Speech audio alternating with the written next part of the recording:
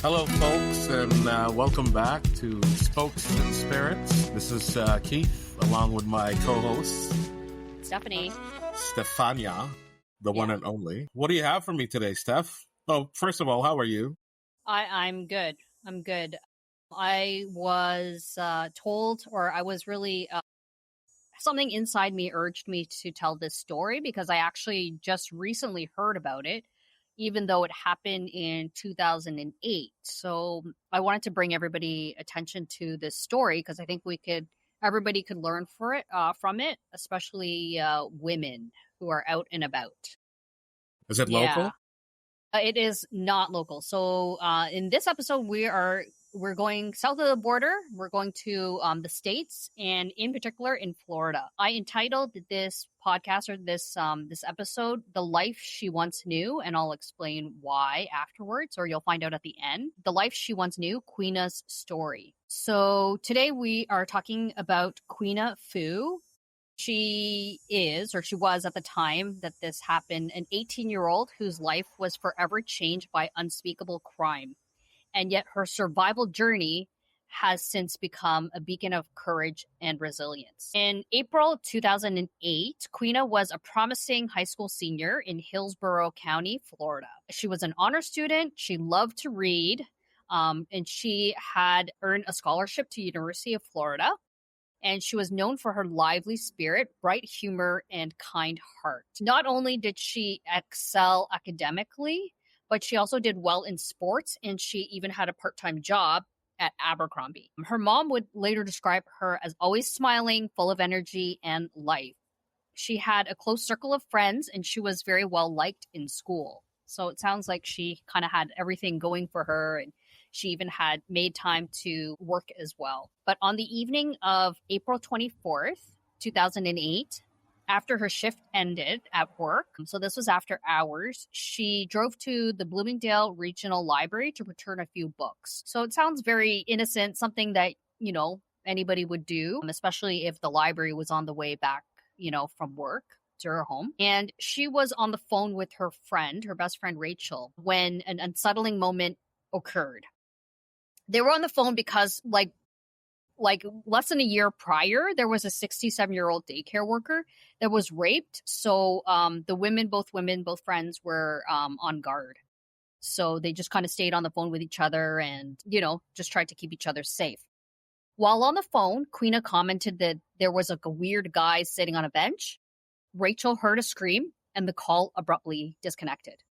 So Rachel panicked after hearing the scream, and she was unable to call Queena back.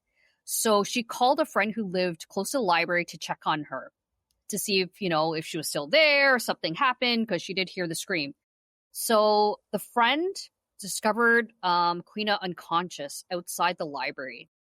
She was assaulted, attacked with such brutality that multiple critical injuries followed. She was also sexually assaulted. When the paramedics arrived, they discovered Queena had suffered a traumatic brain injury. She was paralyzed, blind, mute, and unable to speak or eat, and was reliant on life support and intensive care. Doctors performed emergency brain surgery and placed her in a medically induced coma. She would later awaken from the coma, but the attack had left her permanently disabled, requiring 24-hour care. Her family was told that she might not survive. So a tip from a concerned citizen led investigators to Kendrick Morris, who was a high school sophomore, and the same individual who had actually assaulted the daycare worker 10 months earlier. DNA and fingerprint evidence tied him to both crimes. So what Queena was fearing, Queena and her friends, or maybe any women at that time who lived in the area, were fearing that actually happened to her, like by the same perpetrator. In 2011, Morris was convicted on multiple charges: kidnapping, sexual battery, aggravated battery, burglary, armed robbery, and sentenced to 65 years in prison. Judge Chet Tharp stated, "If there was ever a case that cried out for the life sentence, this is the case."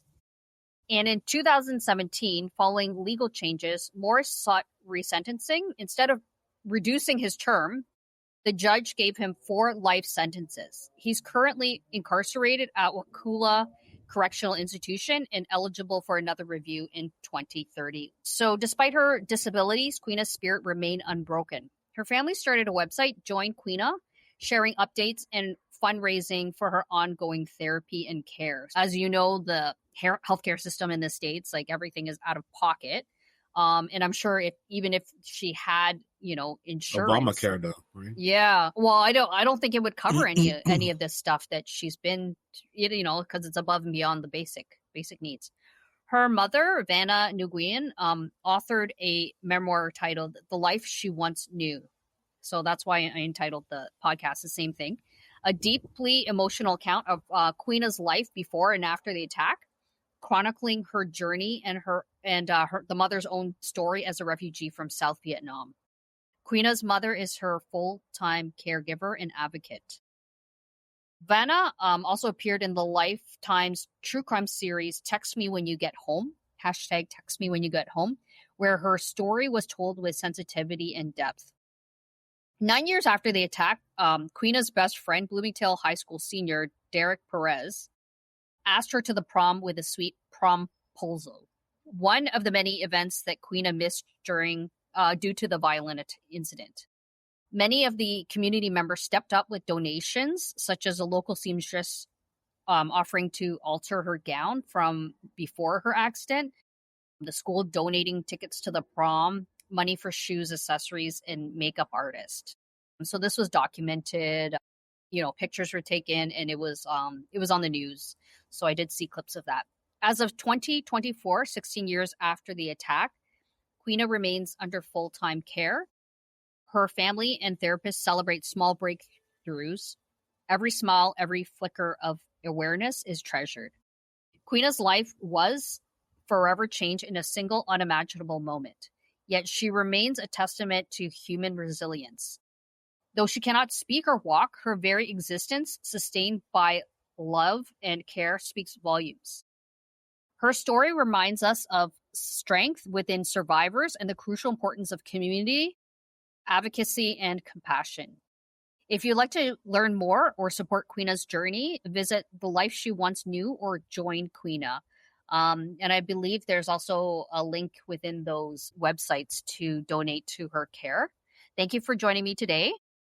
Stay safe, stay kind, and until next time, keep listening. It's tragic. Yeah. Have you heard about this story? I have not. No, this is news to me. Yeah, it's unfortunate. Like, I know we're doing a podcast, but if you can actually look up pictures of her before the accident and then versus afterwards, like, there's such a big difference because obviously, she went through a traumatic brain injury. And like, imagine as a parent knowing, your daughter, how she was, and then kind of how she is after, like what you'd have to do to care for her. And, you basically have to kind of mourn who she was before the accident. It's definitely life-changing. Yeah, for sure. Yeah. So who was the perpetrator again? He was a sophomore in school, and they were trying to, I believe his lawyers were trying to kind of argue that he came from like an abusive home or whatever. But if you watch clips of him at the trial, he had no emotion whatsoever. And I think he was even like smiling. This was the teenager.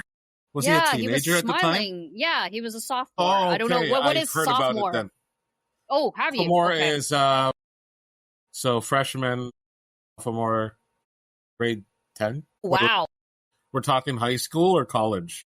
It's your second year. High school. So So you're like 15 years old? Pretty much, yeah. Because you're a junior at grade 11 and 12 is senior.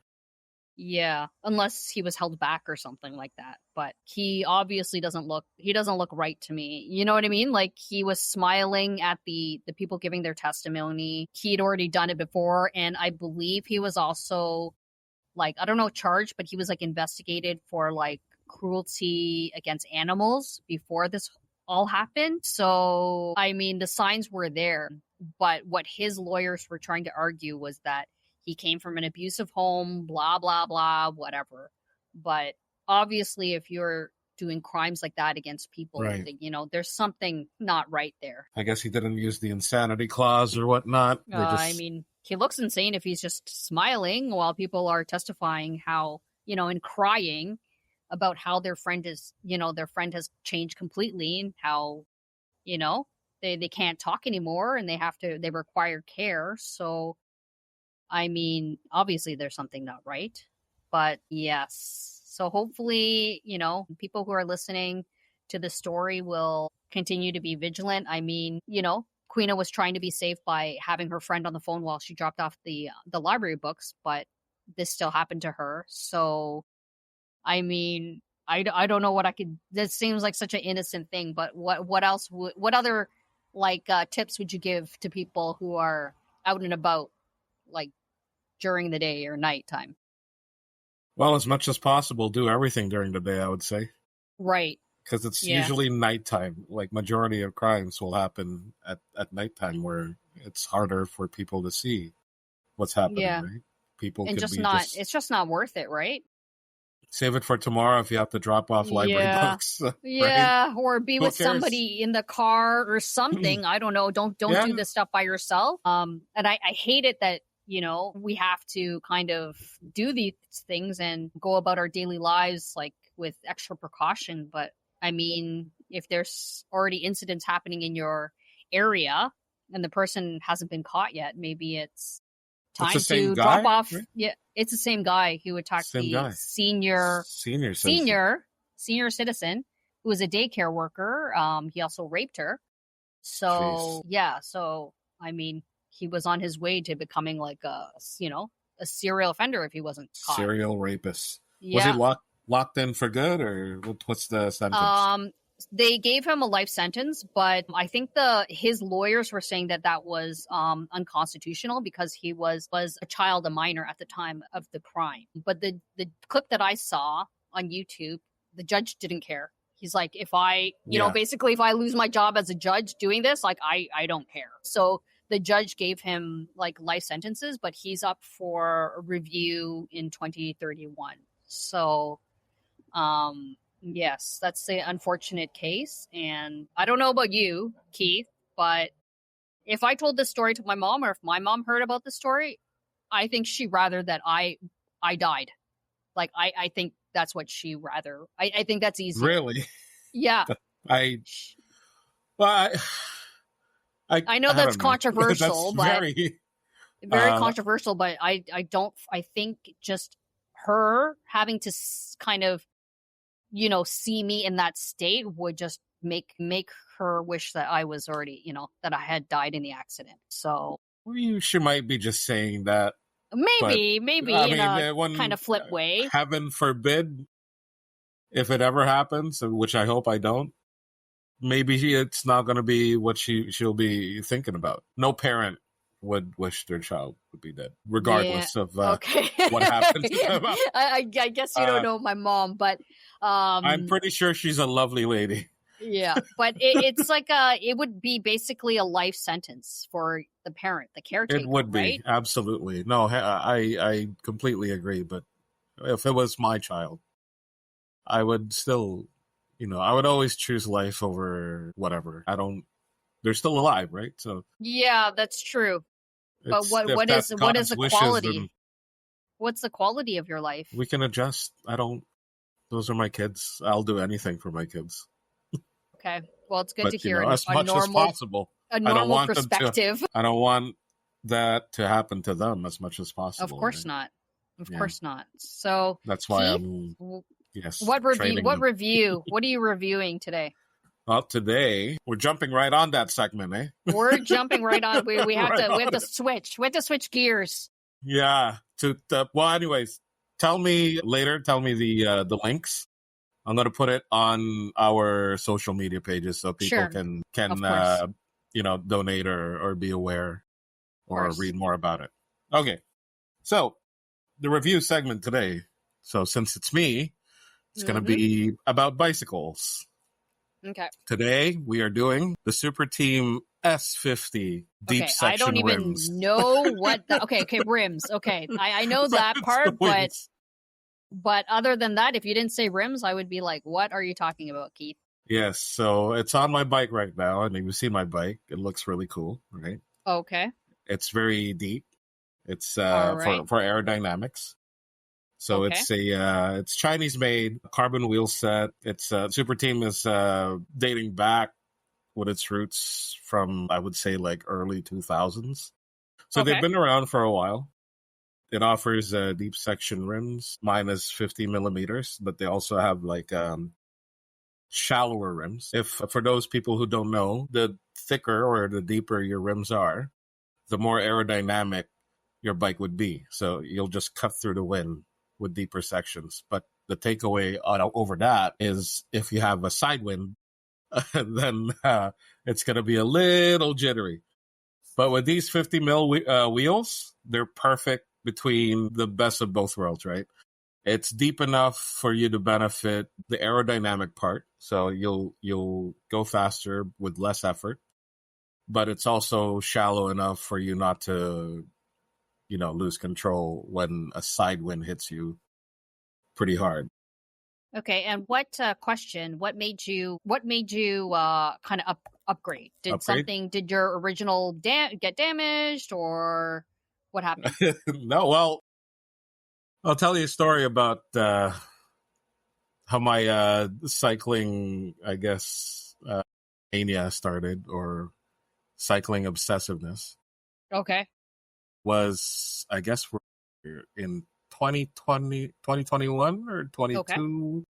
Beginning of the pandemic, early days. I was trying to look for a hobby that doesn't require me to, interact with other people, because normally I would be playing tennis, and that requires interaction, right? So does it really? Like, I mean, did you feel like a threat? Like, if you were to play tennis with a friend and you were just meeting up with them, would you have felt threatened because of the pandemic? Because you're outdoors, right? You're not close to each other unless you're playing doubles or something.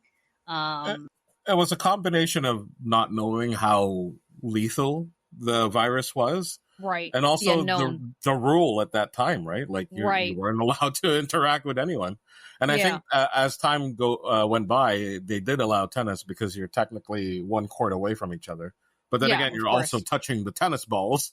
So who knows if it'll get transferred or whatnot? Nobody knew, but they allowed it anyways. Eventually, yeah. But this is during early times, right? And I was looking for something to do. That's why I started our cycling group.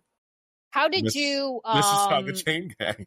How did you come to cycling? Like, was there other things that you tried out and you're like, nah, this is not for me? Or did you just like initially gravitate like to cycling right away? I've always liked adventure. Okay. And the idea of having adventure without, adding to the emissions of the environment and also working out at the same time. Yeah. It's a win-win with a bicycle. You can get to places where you normally can't by just walking, but you're also not adding a massive footprint to the environment. You're not, other than burrito gas. So I bought the bike. I started the group. I had enough money to buy a really good bike, but that time there was a bike shortage.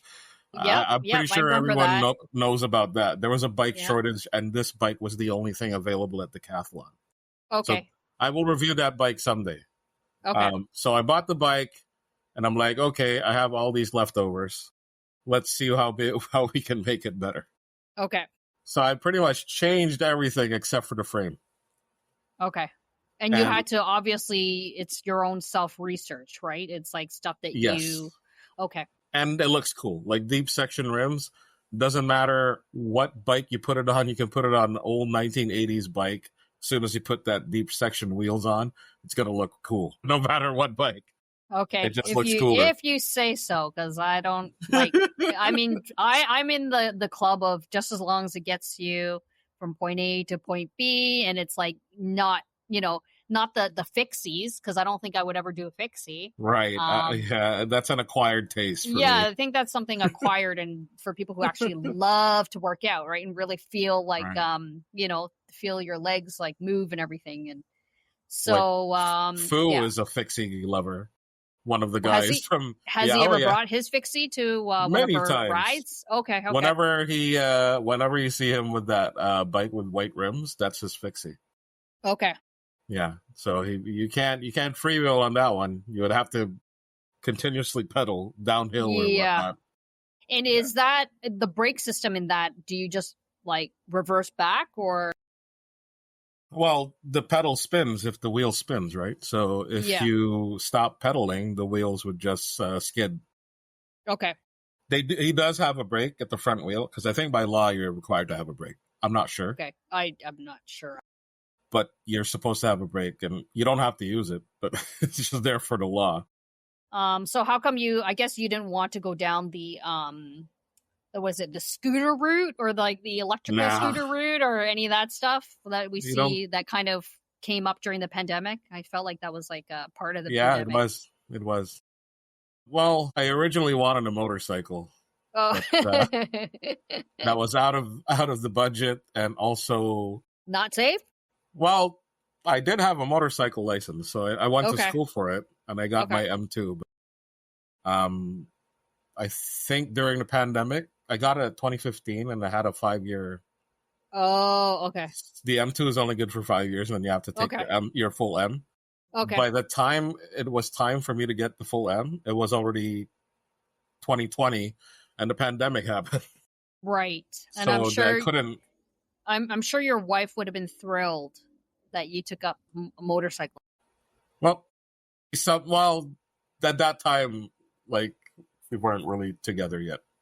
I took it at 2015, right? Okay, I see. So, I mean, if you kind of renewed your motorcycle license during the pandemic, like, would she have had a problem with that?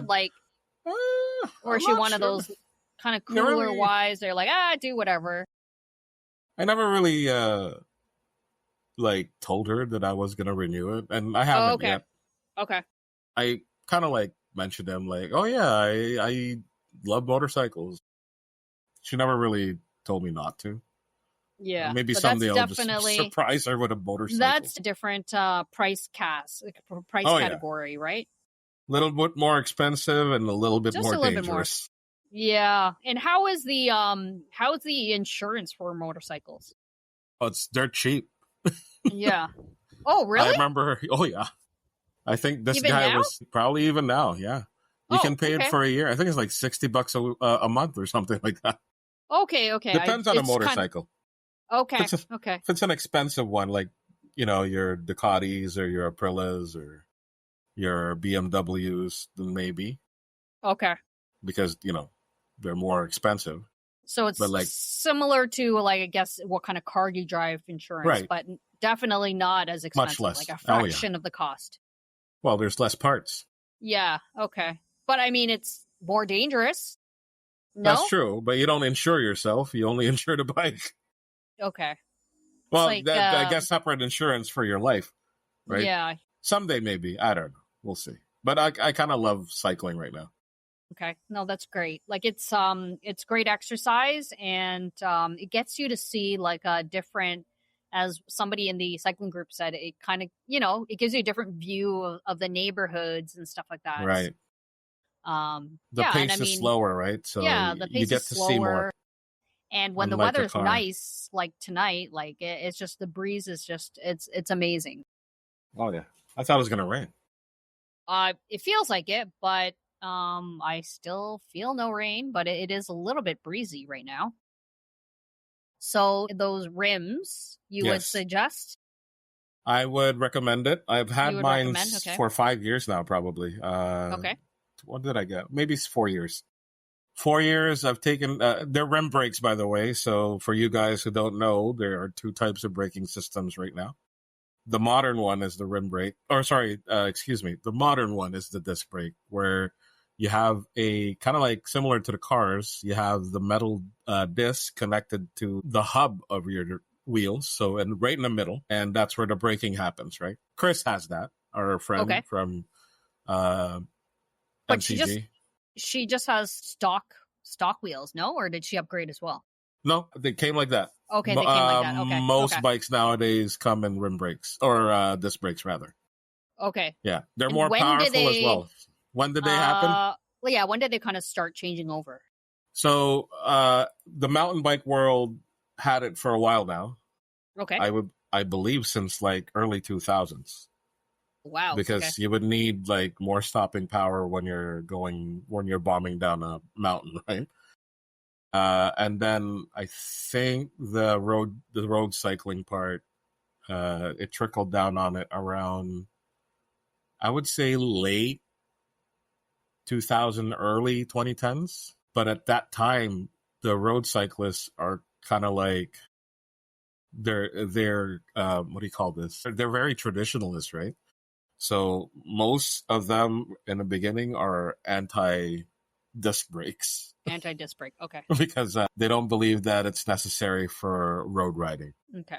And it's kind of obvious, right? Like when you visually, you could kind of see that it's disc brake or not. Oh, like, absolutely. You could see on the wheel, right? Look in a wheel. If you see a disc where the hub is, that's disc brakes. Disc brake. Okay. Yeah. Ours is your bike and my bike. It's still there's rim brakes. Rim brakes. The classic, okay. yeah. Okay. So it has a brake track right around the rim. Okay. So that's the Super Team S50. They're still rim brakes, although Super Team also produce disc brake compatible wheels. They're not interchangeable, by the way. Like it has to be either a disc wheel set or a rim wheel set. Although they do have rim brakes that can convert to disc brakes, so it has both the you can install a disc on it, and it also has the brake trap. Okay, so did you have to change that with your upgraded rims? No, because I've always had rim brakes, right? Okay. So it's rim brakes. Okay. So you just have to buy a rim brake compatible wheel set if you want to upgrade your wheels. This is so confusing to me as like a well, that's why you're with upgrader. me. Yeah. And you have to change your brake pads as well because the carbon rims have specific brake pads. You can't use regular brake pads on it. Okay, you totally lost me. I'm done. I'm the gone. pads that go on the calipers. The thing that squeezes your rims. This sounds very much like a car. It's very car-ish. Yeah, it is. Okay. So when do you know that you have to change the brakes, the pads? So usually the pads would have like some sort of wear indicator. Okay. So it would have lines, right? Okay. If those lines are already gone, it's more than likely time to change your pads. Okay. Yeah. Or if you're braking and it's not stopping. Okay. Even if there's still the lines, if you're not stopping as much as you used to, probably need to change the pads. Okay. Or just have friends like you who would be able to tell me yeah, exactly. Whether or not it's time to, change to brakes or the brake pads or whatever. Your brake pads will probably last the lifetime of your bike because you're only like 10 kilos. Okay, so it really does. Does that have something to do with it as well? Absolutely. So it depends on your weight, the type, how much you ride. First of all. Okay. That all the other factors, your weight, where do you ride? If you ride on like gritty places, like dusty area, because it contacts to your rim, right? Okay. Yeah, and that's also the disadvantage compared to the disc brakes, because if you wear out your brake track, you have to replace the entire wheel set. Whereas if you're using disc brakes, you only have to replace the disc part, because there's no contact on the wheels, right? The contact is right on the disc. Well, I know who I'm going to if I need any if I have any questions about upgrading or brakes or discs or whatever pads. For sure. Whatever they are. But thank you for sharing your review. You're very welcome. All right. Your next upgrade will be a new bike. Oh, okay. Yeah, that sounds good to me because there's less for me to think about. That's right. So, Keith, do you know what you're going to be doing next week, story-wise? I have 2 in my mind right now. Okay. Don't tell me. I won't tell you. No, I like it surprising. Surprise. Yeah. 2 and maybe a 3, but definitely a 2. Okay. But I won't tell you what it is. Okay. We never do. I think it's tradition now. We're already at the 5th or 6th episode now? 6? Wait, No, hold on. fifth. Me, you, me. Fifth one. Fifth one. Okay. Fifth one. Yeah, I have about 2 in mind. So All just right. wait for next week, I guess. Yes, I can't wait. So stay safe, everybody. Yes. Learn from Queena's story, unfortunate story, but trouble it's lurking out there, and as Keith said, most likely it'll be at nighttime. Maybe think twice, be very cautious, or be aware of your surroundings, especially in the nighttime. And trouble could be anywhere, right? Right. Keep your guard up, ladies. Keep your guard up. Or even Keep men. your guard up. Yeah, You never yeah. know. Men too, Men right? as well. Yeah. Yeah, that happens as well. But To everyone, really. to everybody. But stay safe, everybody, and we will see you next week. Thank you for listening to Spokes and Spirits. Spokes and Spirits. Goodbye, everyone.